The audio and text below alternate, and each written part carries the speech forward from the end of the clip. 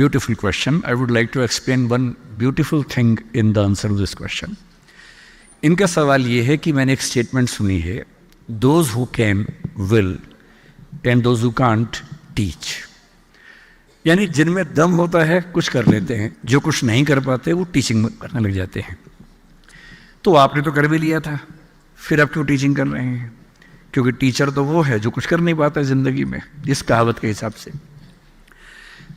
इसके example CM साहब हैं, वो टीचर से बन गए सीएम और हम टीचर बन गए बाद में, तो अजीब सा लगता है। तो आपकी कहावत से उनकी बात तो सही अप्लाई हो रही है, मुझ पर अप्लाई नहीं हो पा रही। मैं आपको समझाता हूँ। देखो, जब हम लैंग्वेज पढ़ते हैं तो लैंग्वेज में एक वर्ड का एक मतलब नहीं होता है, एक वर्ड के बहुत मतलब होते हैं। कभी कभी डिनोटेशन सेम होती है, कनोटेशन डिफरेंट होती है। इसका मतलब ये हुआ, फॉर एग्जाम्पल, जैसे आप पूजा पाठ करते हैं, प्रेयर करते हैं, तो मैं हिंदी का एग्जाम्पल दे रहा हूँ, I hope you will understand. पूजा पाठ में हम कभी कभी चावल का इस्तेमाल करते हैं, पर हम पूजा पाठ करते हुए चावल को चावल नहीं बोलते, अक्षत बोलते हैं। हम पानी को पानी नहीं बोलते, जल बोलते हैं पूजा पाठ करते हुए। आपने शायद ध्यान से देखा होगा कि जब पूजा पाठ हो रहे तो बोलते जल चढ़ा दो, अक्षत चढ़ा दो, न कि पानी चढ़ा दो।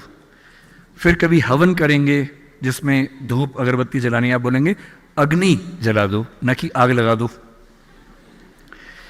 तो अग्नि और आग एक ही बात है, पर पूजा पाठ करते हुए अग्नि जलाते हैं और बातों से क्या लगाते हैं? आग लगाते हैं। किसी घर में क्या लगाते हैं? आग लगाते हैं, पर पूजा पाठ में अग्नि जलाते हैं।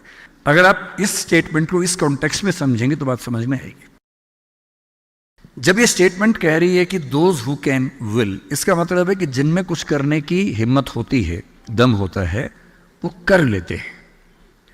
जो नहीं कर पाते दूसरों को टीच करते हैं। पर यहां टीचिंग का मतलब टीचिंग करियर से नहीं है, यहां टीचिंग का मतलब बिना बात का ज्ञान देने से है।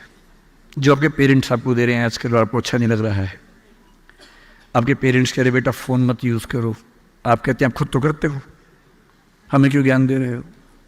आपके पेरेंट्स टीचर नहीं है बाई प्रोफेशन, पर वो भी आपको टीच कर रहे हैं। गली मोहल्ले में हर व्यक्ति आपको टीच कर रहा है, जो जानता भी नहीं वो भी टीच कर रहा है। एक जोक मुझे याद आ गया कि एक 22-25 साल का बच्चा सिगरेट की शॉप पे जाके बोला एक सिगरेट देना भैया। साथ में एक 100 साल का आदमी खड़ा हुआ था। उसने कहा कि बेटा सिगरेट पीना अच्छी बात नहीं है, फेफड़े जल जाते हैं, और बेटा गलत बात है, सिगरेट मत पिया करो, ज़िंदगी खराब हो जाएगी, ऐसा मत किया करो। उससे कहा अंकल आपकी उम्र कितनी है? बोले 100 साल। बोला अंकल मेरे दादाजी की उम्र 125 साल है।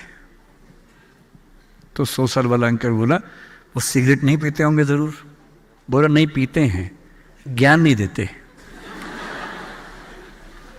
ये वाली जो टीचिंग है ना, ये उसका जिक्र है। Those who can will, those who can't teach. This is not about teaching profession. This is about random teaching which we receive from all the people, so-called well-wishers, who keep on teaching us without we liking them to teach us. ये उसके बारे में है, न कि teaching profession के बारे में। I hope I have made you understood this statement.